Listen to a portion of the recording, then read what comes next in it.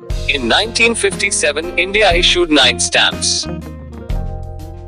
The Sepoy Mutiny of 1857 is considered by many as the first organized struggle by the Indians to regain their freedom. To commemorate the centenary of the mutiny, a set of 2 stamps was issued on the Independence Day in 1957. The 15 Naya Paisa stamp shows Lakshmi Bai, Rani of Jhansi, on horseback. Lakshmi Bai had played an important role in organizing the mutiny. The 90 Naya Paisa stamp symbolically shows independence as a sapling planted 100 years ago, that is, in 1857, being nurtured by patriotism, symbolically shown by leaping flames. The 19th International Red Cross Conference was held in New Delhi in October 1957. To commemorate the event, a stamp featuring the conference emblem and an inset old age picture of Henry Dunant was issued.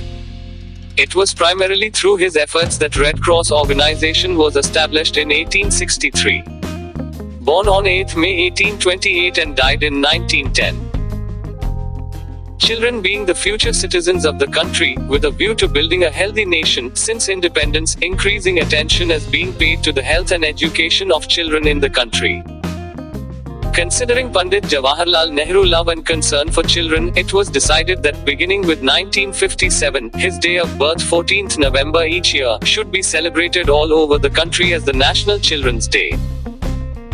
On the occasion of the first Children's Day, that is 14th November 1957, a set of 3 stamps depicting the 3 basic needs of children for healthy growth, nutrition, education and recreation was issued.